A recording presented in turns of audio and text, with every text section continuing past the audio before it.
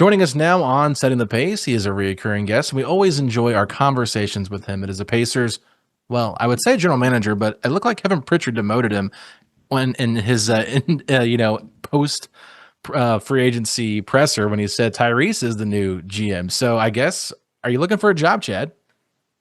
Well, we had like a basketball tryout to decide who got the position, and Tyrese just slightly outplayed me for that position. Even on one leg, I think he was probably going to beat me out. So, Well, we were kidding, obviously. It is the general manager of the Indiana Pacers, Chad Buchanan, joining us, just getting back from Summer League and the WNBA All-Star game. So, Chad, thank you so much for taking your time to come on the show once again. But wanted to ask you, Summer League, obviously you were just there. What were some of your biggest takeaways from Summer League?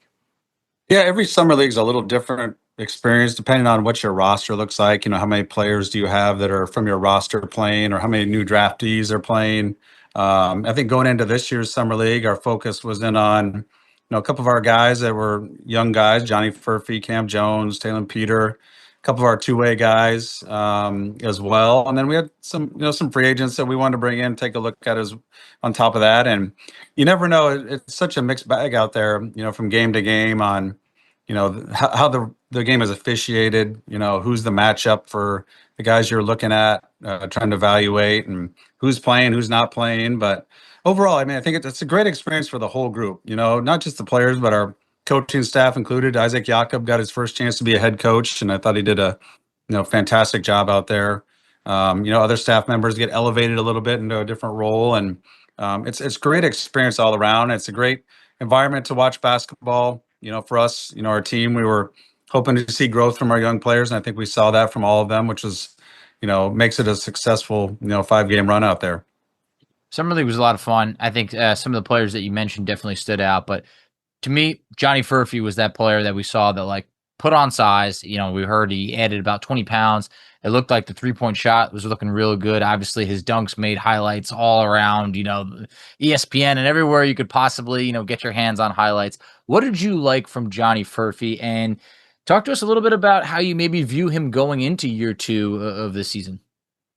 If you go back and look at last year's summer league to where he was at to where he's at now, there's definite growth in every part of his game, his body, his confidence, his aggressiveness. I thought he played with a lot of like force, out there in the few games he played in Las Vegas, trying to get to the rim.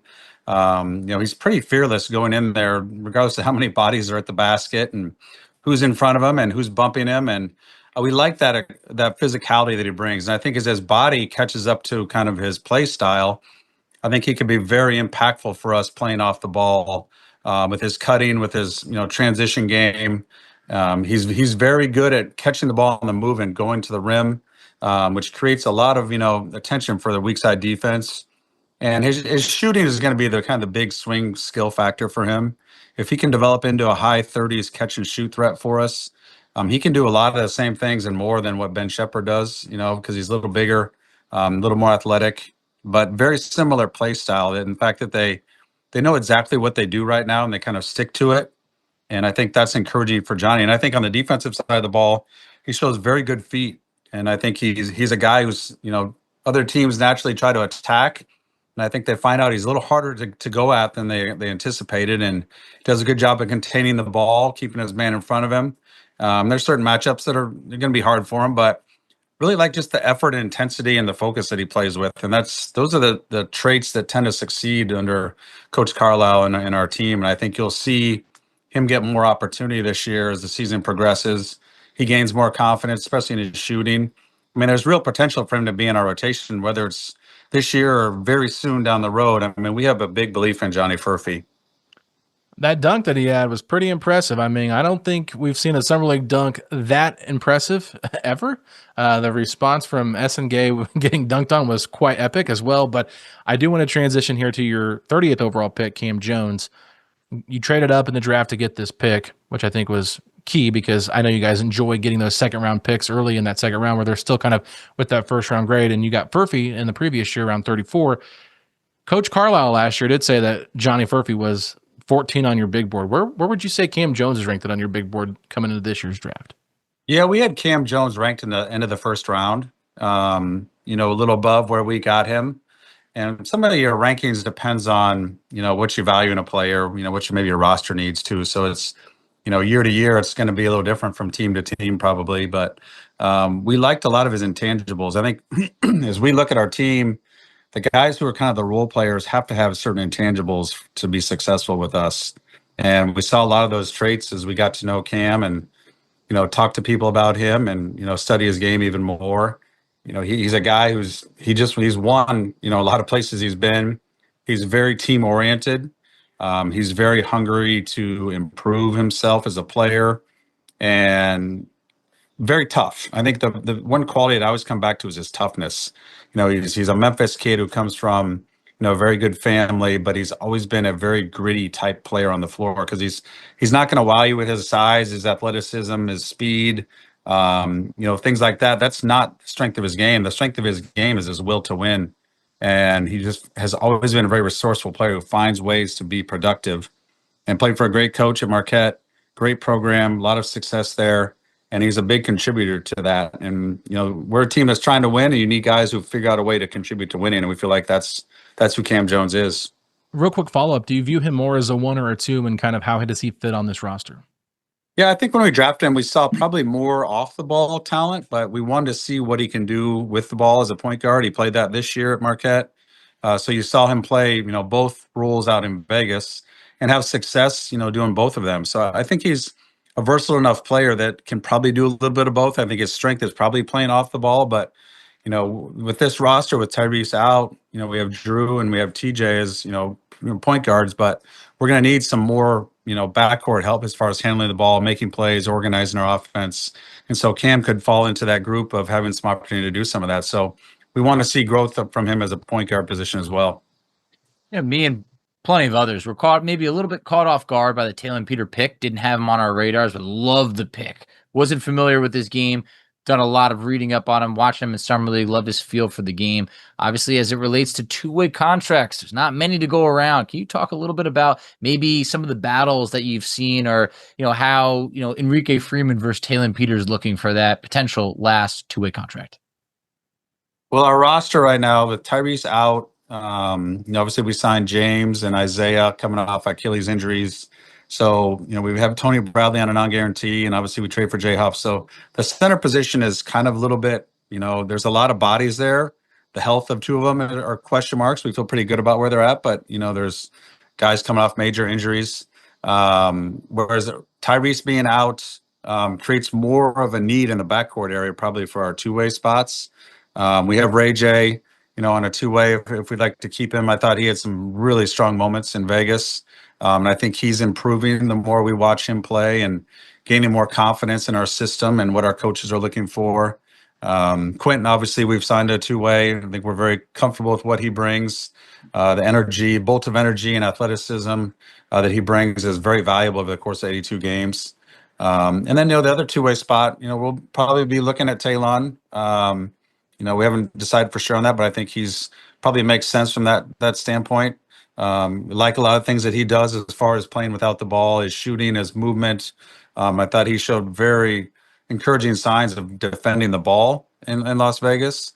So we're still working through that. And Enrique had a terrific 5-game run out in Las Vegas. I think he's on the cusp of being an NBA, roster type player. His challenge is his position for the NBA. We play him at a lot of 5, and he's probably a little undersized for the NBA, but he's got a motor. He has a nose for the ball. He's tough. He's smart. And so, it's a tough decision for us. I would say, the backcourt spot is probably more where we need some depth. So that's probably the way we'd be leaning right now. Yeah, you mentioned Tyrese being out, and I think a lot of fans have asked this question, and I wanted to make sure we got the correct definition, but you could apply for a disabled player exception as well with Tyrese being out for the whole entire season. Do you guys plan on doing that? And if so, would you be interested in adding another point guard in free agency? Yeah, well, we've applied for that and been granted that exception. So I don't know if I'm breaking news there for you guys, but it's whether we use it or not. It depends. Using the full exception would put us into luxury tax, which we're not opposed to if it's the right player. But I think looking at when you asked about the another guard, I think if there is a position that we would maybe look at, we're not, pursuing it super hard right now, is maybe another point guard. But we do, like I said, talked earlier, we have 3 guys between Ray J, Cam, and even Quentin that are guards. They give us a little bit of depth there.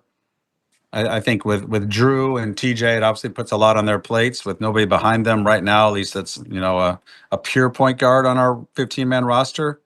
But we're also, hey, part of our strength of our coaching staff is their ability to develop players. And, those 3 guys are all still relatively young players that, we have here for a reason. We believe in them. We like them. We like what they do, how they fit with us.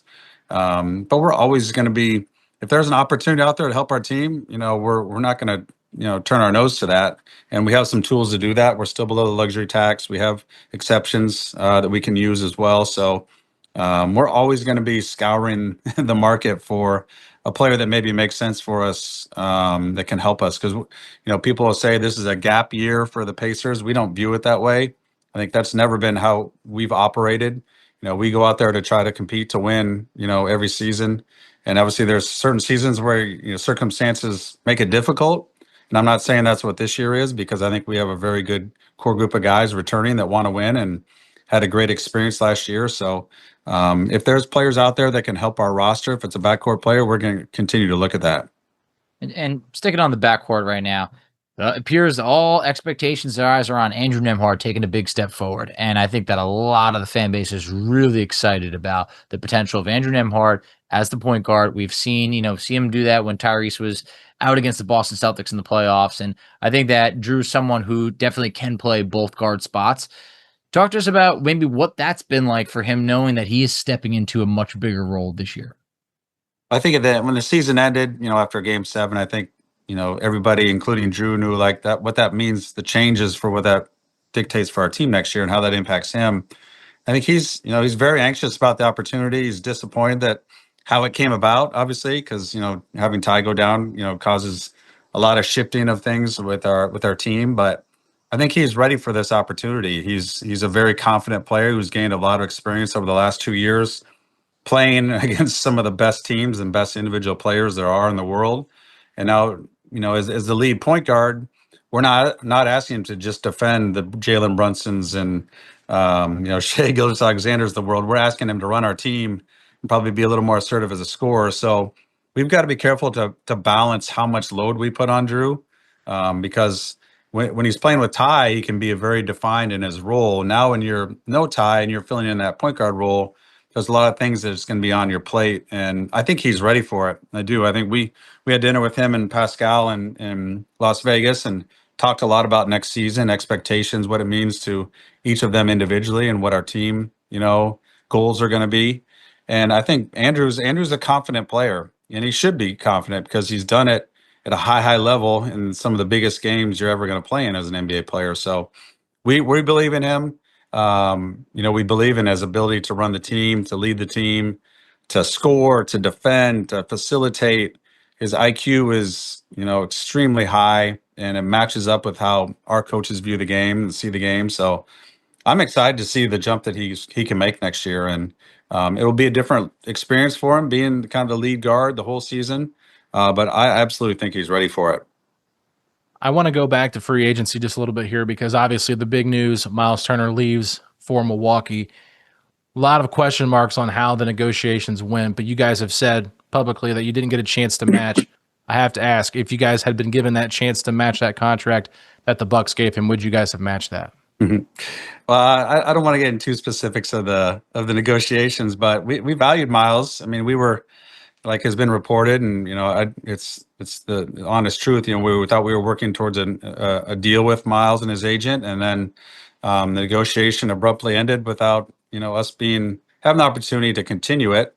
We felt like we were trending in a good place to get to a deal, but ultimately, as an unrestricted free agent, he has the right to do what he did, and we're not going to fault him for doing that. Obviously, that's his right to do that. It was disappointing that we didn't have the chance to continue the negotiation. I would say that, but also thankful for Myles for what he did for 10 years with this organization, and wish him the best moving forward. After this situation with Myles happened, and I think KP had mentioned that you guys found out kind of the way that we found out through a Shams notification. And that was there a thought of maybe pivoting towards potentially? Do we look at the trade market right now and go for a bigger type of splash, or is this, hey, you know what? Let's stay the course. Let's look at what we have here. We have some good talent. This center by committee situation we feel can perhaps make up for some of the production that was lost with Myles.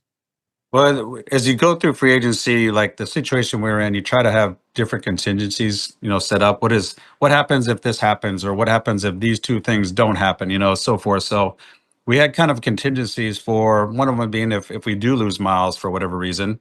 And that steered us into two different options. It's, what you mentioned there, the center by committee kind of approach, which we end up landing on, or do we pursue a trade? And, we're always talking with other teams. I think the misconception maybe out there that in the NBA is, hey, teams talk to each other at the trade deadline, and that's it. And the reality is we're talking 365 days out of the year to other teams and getting a grasp of where they feel about our roster, how we feel about their roster, specific players. So, there's dialogue that goes on year round, and, whether it be involving another starting caliber center, we had those dialogues with other teams that, we've talked to in the past, but ultimately, we like where Isaiah was headed with his recovery. Even before the injury, we liked the growth he was showing. He's a different type of player, obviously, than Myles, in the fact that he doesn't spread the floor, but he's a great roller.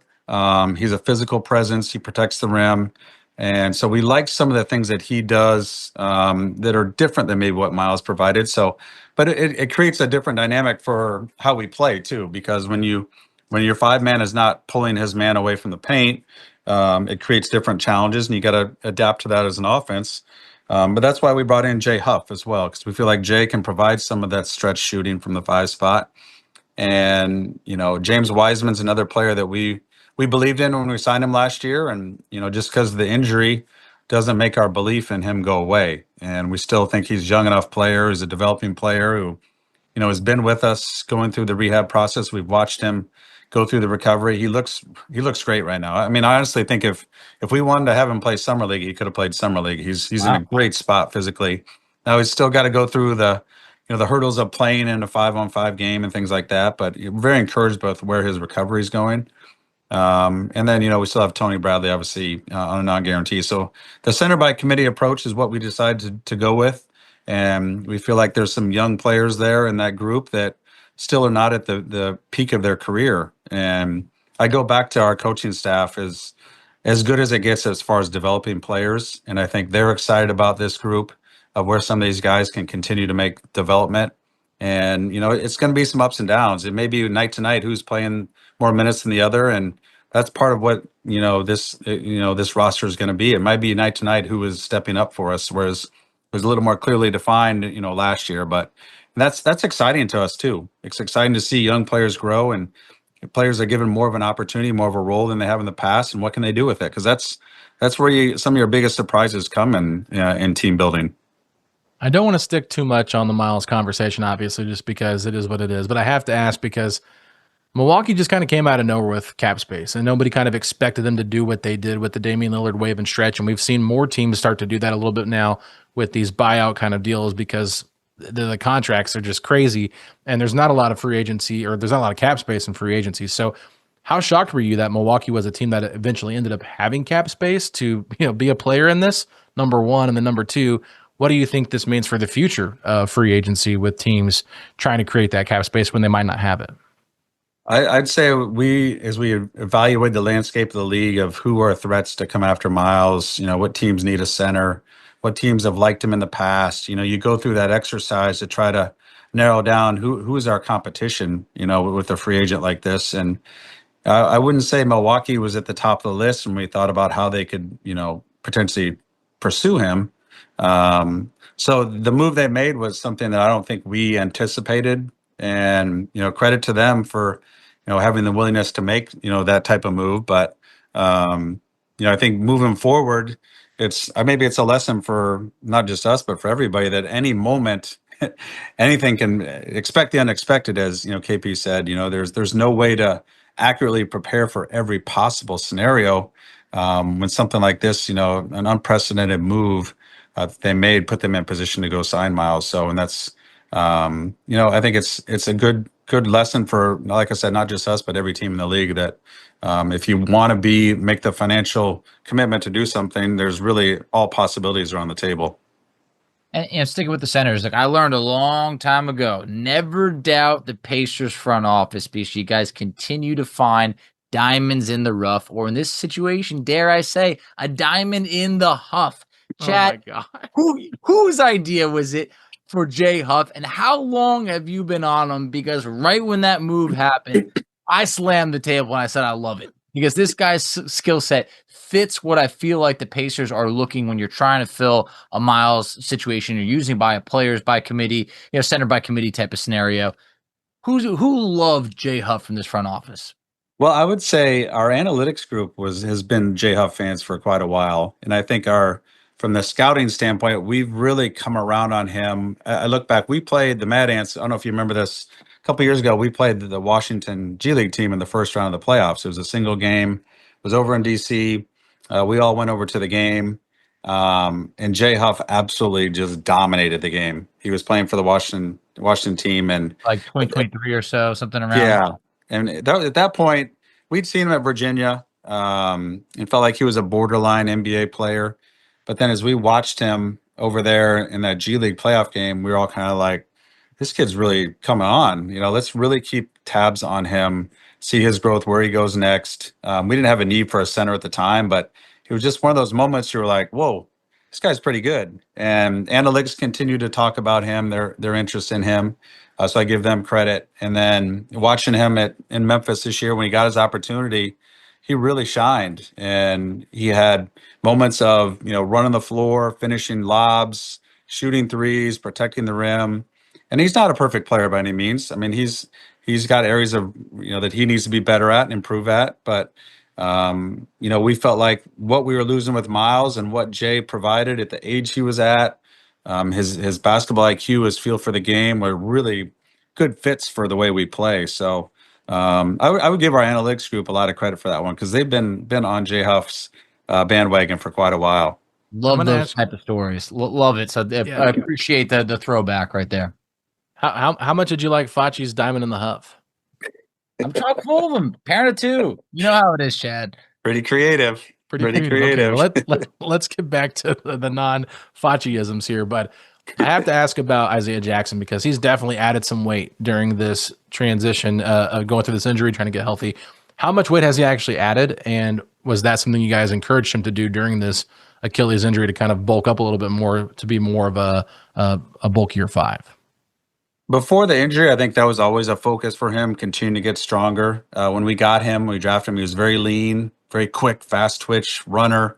I mean, we want him to add strength to that without losing, some of the fast twitch athleticism that was like his greatest gift.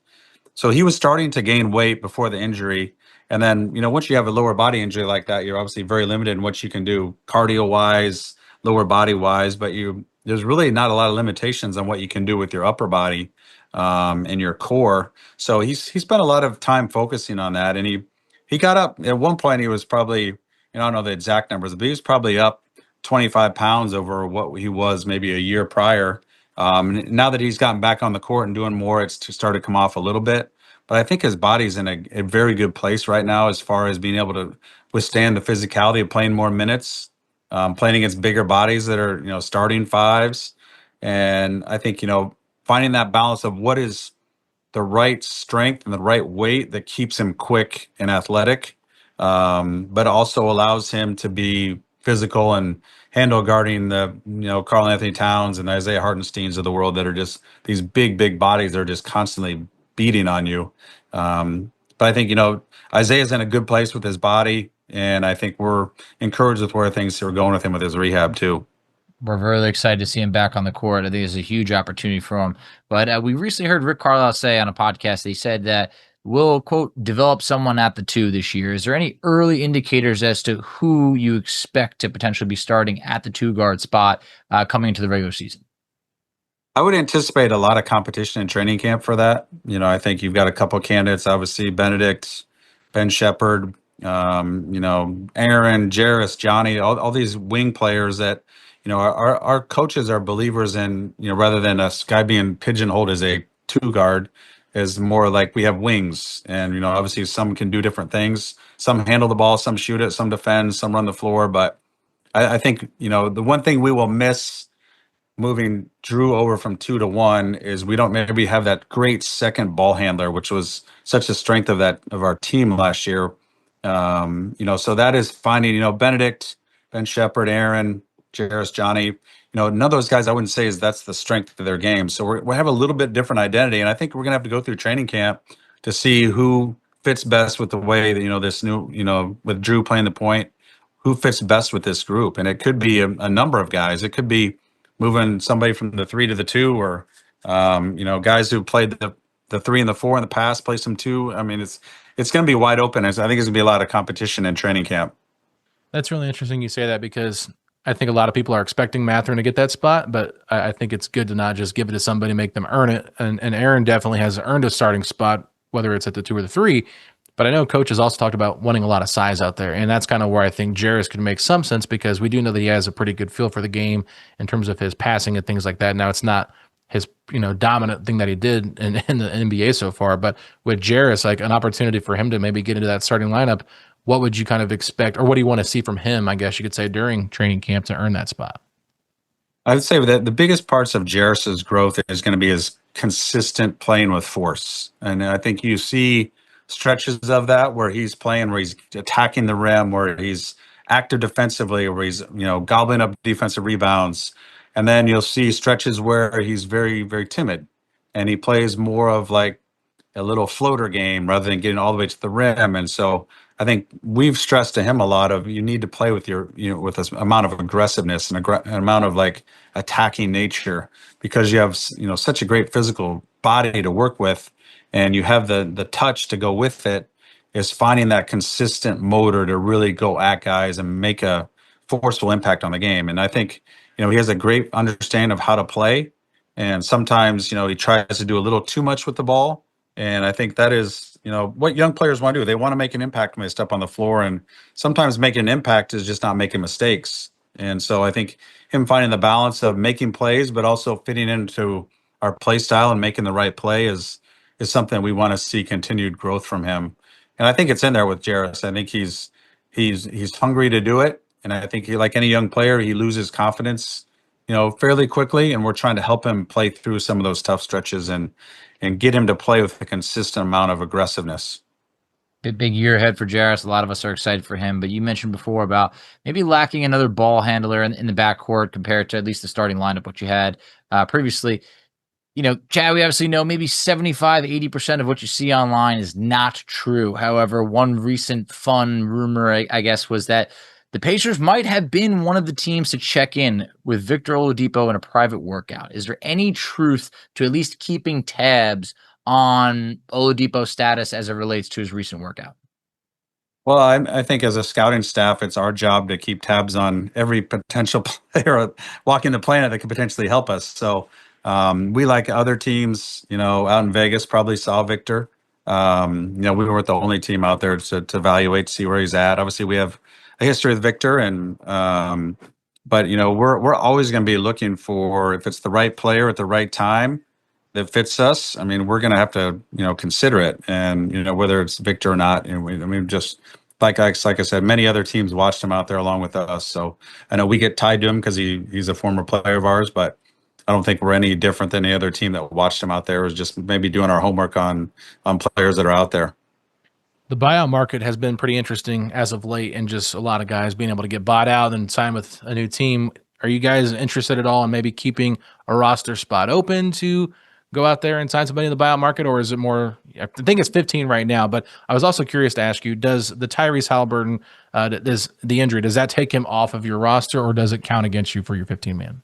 It counts towards our 15. So we have Tony Bradley as a non-guarantee. So when you factor in Tyrese and Tony, we're at 15 guys, but Tony's a non-guarantee. So technically we have a roster spot if we don't want to keep Tony, and we're going to, go through training camp and see how the centers look in training camp. But we're always, the buyout market is changing day by day. It feels like, different names that you kind of surprised to see get bought out. But we'll continue to be opportunistic for the right player. And, but we're also careful on not just grabbing a talented player who doesn't fit us either, because the strength of our team, as we saw last year, is guys buying into their role and fitting into our play style, which is, we've seen that how valuable that can be rather than just grabbing a really talented player who doesn't fit with the way we play, because that can disrupt you and be more harmful to your team and how you play than help you. And given the Tyrese situation, this roster is a little bit, in a different spot than previous years. But as a fan base, we'd be lying if we say sometimes we don't look at that roster and question if James Johnson will be back or not. Has there been any dialogue with James, and if maybe he's even up to returning for what I believe would be his 17th season? I know he's turning 39. Is retirement a very big possibility for James Johnson this year? I just talked to James 2 days ago, actually, and he wants to keep playing.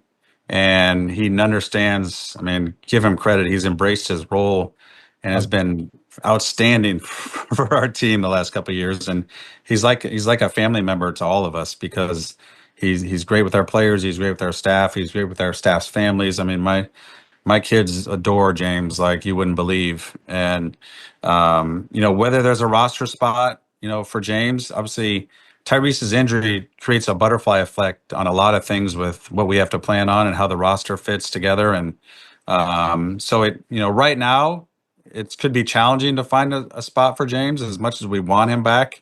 But he's always going to have a special spot for us. If he's, 50 years old and still wants to keep playing, he can probably bring value to a team because of everything he does in the locker room and mentoring young players and supporting everybody in the organization. So, it's painful to think of our team without him moving forward, but it may be a reality just because of our roster situation right now too. So, but that can always change. The offseason is still going, but as of now, it might be challenging to find a spot for him. What I will say on that is he survived a lot of different situations where maybe he had to leave for a week or so, and he's made his way back. So I would say never with James Johnson and the Indiana Pacers. Maybe we can get him to take a two-way. And unfortunately, the 16 years in the NBA or whatever eliminates that possibility. Gotta throw that rule out the window. Maybe you can give him an Exhibit 10 contract at least.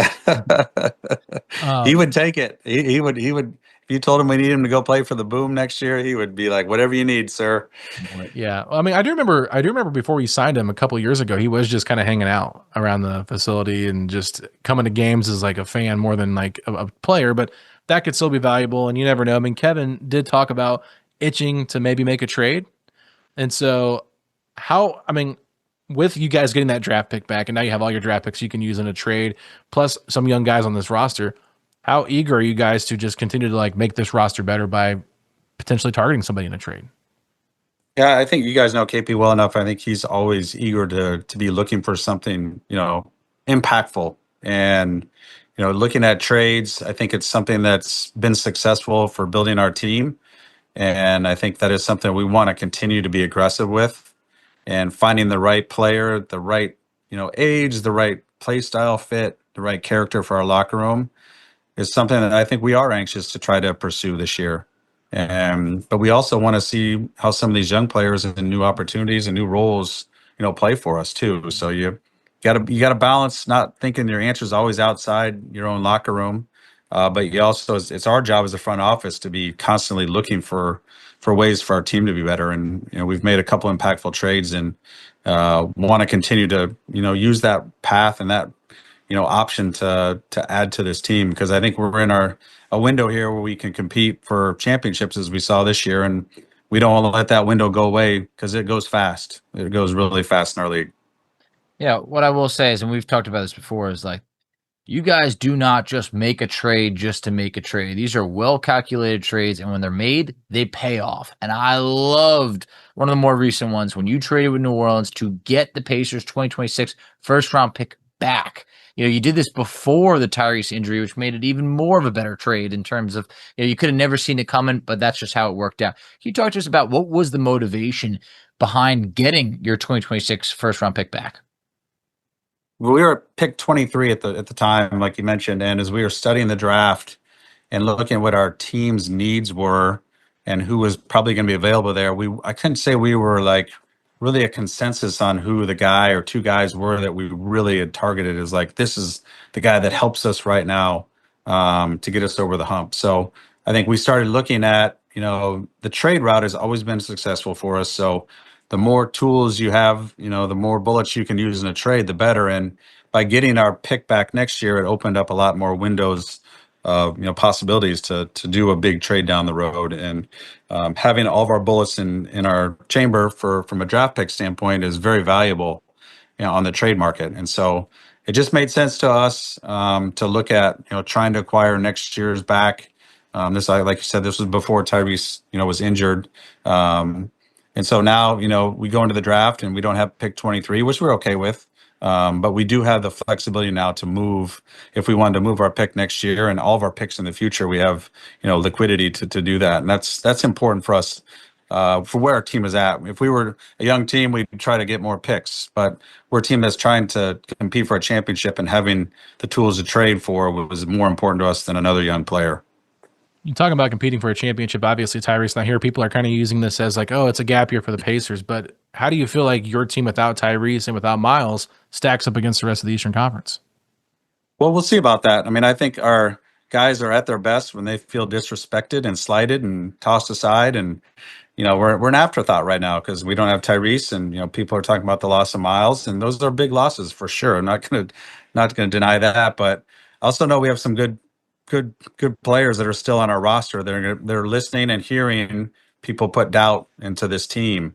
And like I mentioned, over the last 2 years, this is when this team has really risen to the occasion when people, don't believe in them. And it'll be a little different look this year, probably with how we play with no Tyrese.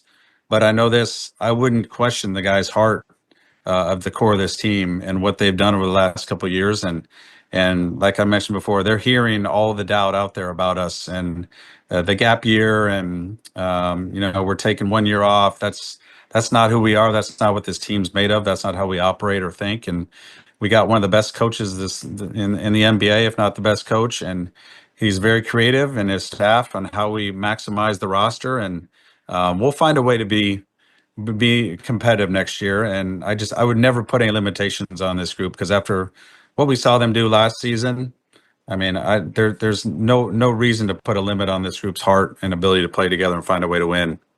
The Pacers exceeding their projected win totals is something that's like a yearly tradition. So, I'm excited about this group. I think they're really going to come together, shock a lot of people. But can you peel the curtain back a little bit and talk to us about what Tyrese's mindset has been, coming off of this injury? We've obviously seen him around the team, which the whole entire fan base loves to see. It just feels like this is a guy that is just 100% engaged. He's going to be with his teammates. Like, it's obviously killing him not to be out there, even though the season hasn't started yet. But like, what is his mindset like from just like a mental standpoint, given the physical injury?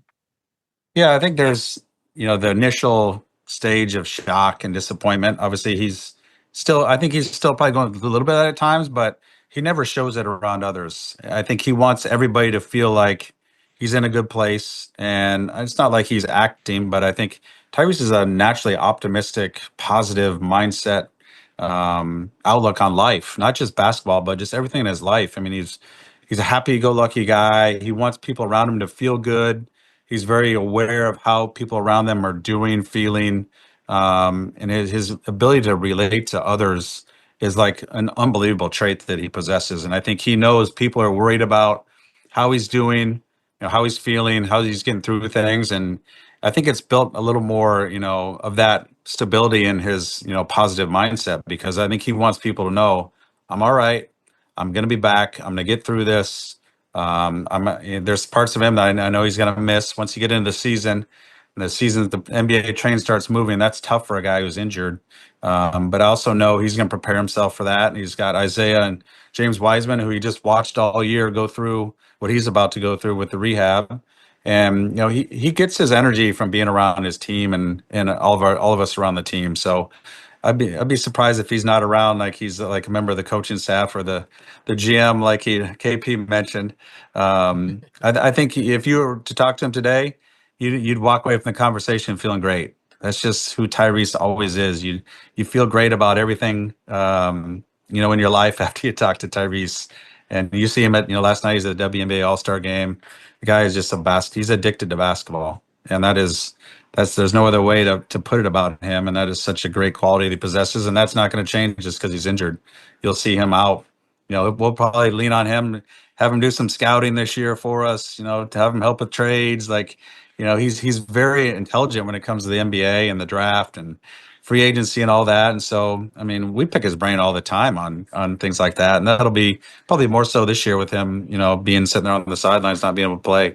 I think that's great that you bring that up, because I was just thinking, with all the time that he's going to have to not be playing basketball, you could definitely do some GM work for you there and talk to some of the players that maybe you guys couldn't do because it'd be against tampering rules, but not for the players to talk to each other. So, you can got a little bit of extra help there to go maybe target somebody that you want. But, obviously a player we haven't talked a lot about, you mentioned he was in Summer League with Drew, talking about the leadership roles for next year, Pascal.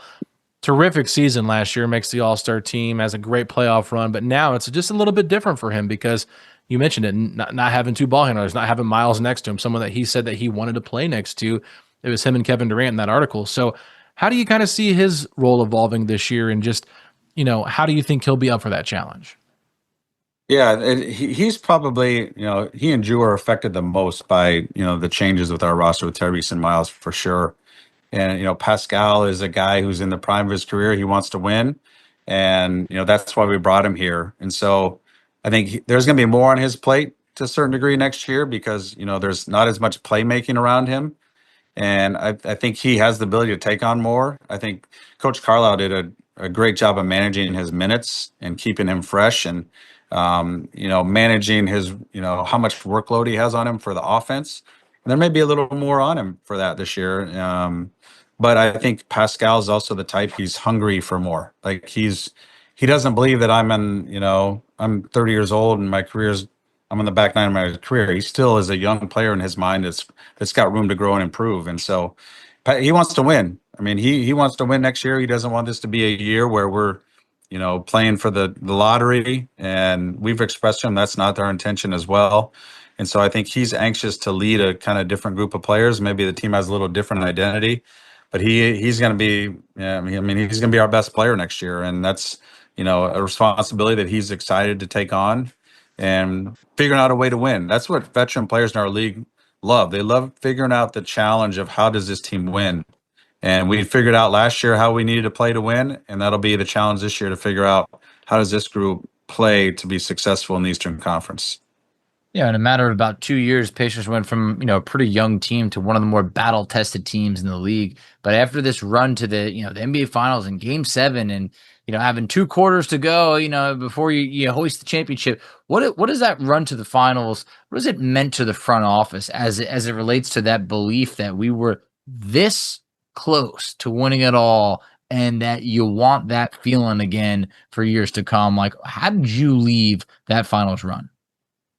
Yeah, I think looking back on it, and when you're in the moment of it, it's every game is just, it's stressful. And whether it's the first round or the Eastern Conference Finals or the Game 7 of the finals, there's no different stress level from game to game that I think we felt. I mean, you wanted it so bad for your players, for your staff, for your coaches, for your fans, for your owner. That's the thing that you wanted it the most for. It wasn't about, we wanted it for our own individual, success. It was like you saw a team come together and just pour everything they had into each other. And when you watch basketball, whether you're front office, a GM, a coach, or ex-player, you watch our team and you'll be like, that team deserves whatever they're getting. And sorry, my kids are my kids. So you want that team to be rewarded for having played the right way, approached everything the right way. And so you're into it, and you want your owner to be rewarded for everything he's done right over the years for the city, for the organization, for the fans. And so that is your mindset. And, the stress of each game it's hard to put into words how you're feeling up there watching 48 minutes feels like 4 days sometimes. And, how it ended was it was a kick in the gut. And you want it so bad for everybody in that locker room. But, as you have time to reflect, you look back and you're like, there's no regrets. I mean, there's nothing more that group could have put onto the court into every night, every game to give us more of a chance to win. I mean, there is no regret at all, and just really, really proud of the whole group, and makes you appreciate how good our coaches are. I mean, we knew we had a great coaching staff, but my gosh, they were phenomenal this whole season and into the playoffs, and very lucky to have a great support staff around them, medical, performance, everybody top to bottom. It just makes you appreciate everybody around you, that you're all pulling the rope in the same direction. And when that happens, you see what can, sometimes transpire. So there was no guarantee of success when you do all that, but it sure was fun to get pretty close to hitting the pinnacle with this group. Oh yeah, I mean, I've heard T.J. McConnell say it now, and I've also heard Kevin say that if Tyrese doesn't go down, they feel like they would have won. You guys would have won that game. Do you feel the same way about Game 7? I mean, I would have liked to seen how it played out. I know when Tyrese played that way early in games most of the season, In the zone. not only did he play well, but that trickled down to a lot of other guys around him. And I would have loved to have seen how it would have played out. I would have liked our chances. Obviously, went on the road against that team was going to be a challenge, but in Game 7, just anything can happen. It's just anything can happen. And I know the look in Ty's eyes some nights when I know he's got it. Yeah. Eye of And the he had it tiger, that he night. said. Yes, he had it that night, and I would have loved to seen it play out, to see what would happen. But that's the nature of sports. The great thing about sports is you just never know what's going to happen. Sometimes it's good, sometimes it's bad, and you got to live with both. Because we had so many good things happen leading up to that moment. Yeah, I will say this just to be a little funny. I've seen some videos of the song "Fix You" by Coldplay with Tyrese going down with the injury and then playing back all of the great, shots that he hit throughout this playoff run. There was obviously a controversial thing that happened with Coldplay at a concert. I'm sure you saw on social media. So, do you guys plan on having, the Coldplay jumbotron at Cambridge Fieldhouse next year? I don't have much control over that one, but I did see somebody sent me a picture tonight of I don't know if I should say this or not, but a picture of Scott Foster holding Shai Gilgeous-Alexander from behind. That's great. So that's that. I thought that was kind of amusing, and that's. I have no take on the officiating, obviously, but I thought that was kind of a funny take. Yeah.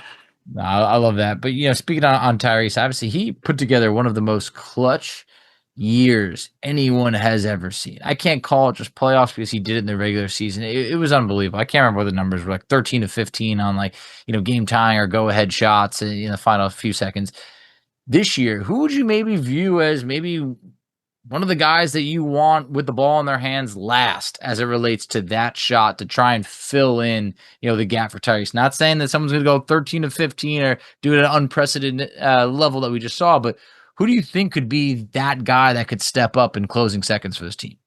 That's a good question. I mean, I think my first thought is Pascal, just because I think he's our most talented, player all around, and his experience, his poise in big moments, I think would be the first guy that pops into my head. I think you might see some growth this year from a guy like Benedict, a guy like Drew. I think those guys are both capable of creating their own shot, which, the situation you're talking about, Tyrese needs somebody that's capable of creating a shot for themselves. So those are the three guys that come to mind, initially. And then some of the benefits of our team, the way we play, is we share the ball so much that sometimes you just trust the next guy to make the shot. You don't even know who that next guy is standing in the next spot. You just throw it to him because you know it's your teammate, and there's this innate sense of trust. So that could be one night it might be Aaron, one night it might be Jay Huff. It might be, you just never know who that guy is. The strength of this team was the trust in each other and the belief that if I throw the ball to my teammate, they're going to make the right play. And I think that's next year's team will have a lot of those same qualities as well. When you look at last year's season, is there somebody that maybe you thought was, that had the biggest jump in terms of growth wise last year? If so, who was that? Oh, that's a good question. I would probably say Obi as the season progressed. I think he last year in the playoffs had some good moments for us. That's why we retained him. We saw his value, but I think he went through some tough stretches during the regular season, but I think he really found his groove as we hit the end of the season into the playoffs. And I saw confidence in Obi in his development. I would also say Drew's ability to guard dang near anybody in the NBA you want to put him on. And I think the more a guy does that, from year to year and in playoff situations and big moments, the more confidence they develop. And I think we saw that, from Drew on the defensive end. It's easy to think about the guys who were doing more on the offensive side, but I think Drew's development growth as a defender is something that was really remarkable this season. Yeah, I don't want you to put pressure on this guy, but in your gut, who do you think might take the biggest step forward? And it doesn't need to be one of the starters. It could be anybody on the roster, but who do you think can take maybe the biggest leap going into this year? I think it's probably Drew, be my guess, just because of the responsibility that's going to be on his plate now. And I think, like I said earlier, I think he's ready for it. I think he has the confidence to do it. I think he has the skill and the talent to do it. His durability is going to be tested now when you're kind of the guy running the team. That creates more stress on your body and more minutes probably, and more more miles on your legs and things like that. But I think he's the one that probably pops into my head. As the guy who's going to be put into a position to really blossom even more. Do you anticipate Isaiah being the starting center coming into the training camp, or do you think it's still kind of up in the air, kind of like the two guard? I think it's still up in the air. I think it's training camp will be very competitive from the center position as it will from one of the wing positions. And I think Isaiah has, the opportunity to be the starter. Absolutely. I mean, he knows our system, the best of anybody. If he comes back healthy and confident and feeling good, I think he has every bit of potential to be our starting five for sure on night one. Last one for me here. I'm curious about TJ McConnell because obviously 2 great seasons, 2 long seasons. He's your oldest or longest tenured player now and your oldest player on the team now without James and without Myles and things like that. So what kind of expectations should fans have for him, especially if he's going to be playing more minutes potentially without Tyrese on the roster?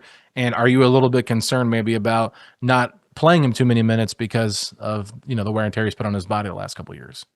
Yeah, as you guys know, he leaves it all out there every night he's out there. And I think people on the league keep saying, "Oh, he's 31, he's going to fall off. Oh, he's 32, he's going to fall off." Well, I mean, I haven't seen it yet. I don't know if you guys have. He seems like he continues to play pretty darn well. I think he thrives on people doubting him, as we all know. But I think we also got to be conscious of, playing him too many minutes, because of the effort and the energy level he exerts every time he's out there. There's a kind of a point of threshold where you want to kind of scale it back a little bit to really maximize his impact.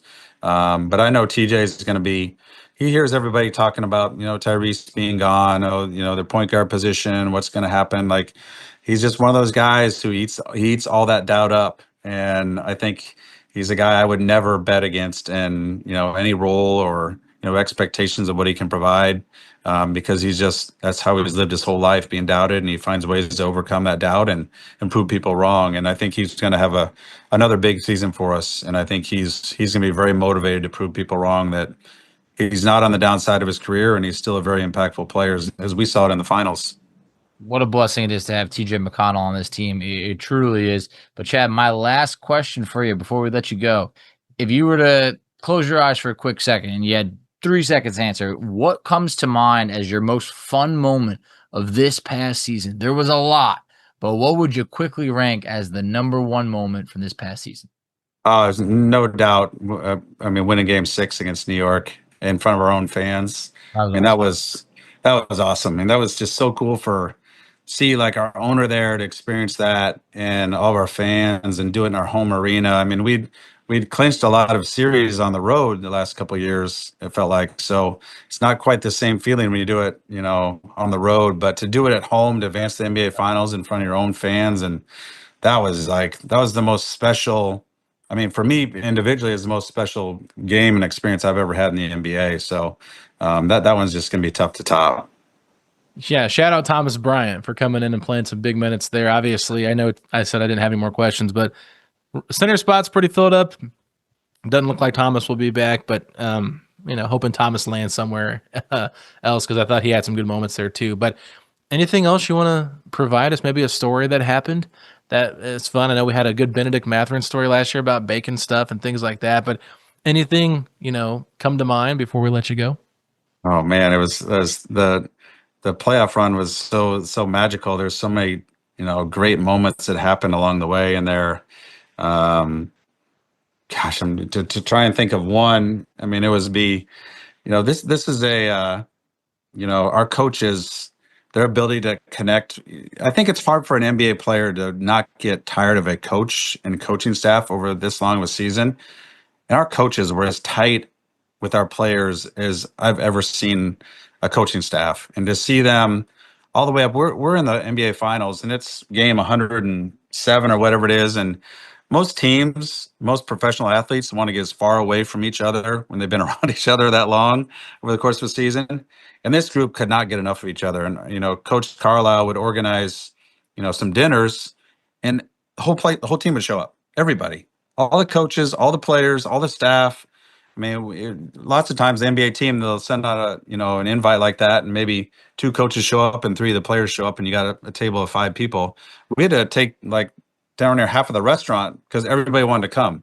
And the camaraderie with the group was it was so cool. I mean, it wasn't the players sitting at one table and the coaches at another table and the medical staff another table. It was just one group of people that were all just unified to try to win something together. And that was so cool for me to experience because I've never had that type of camaraderie and unity and chemistry with a group, with a team. And this was year 21 for me in the NBA. And I just know usually by March, people are making their off-season plans and they're trying to avoid being around each other. And this group was the exact opposite. And I credit our coaches and our players' personalities and character to be as engulfed and ingrained and so committed, poured into what we were trying to accomplish. It was just a special feeling. It was just to have it end the way it did was obviously difficult, but you really appreciate the people around this team this year that made it all happen.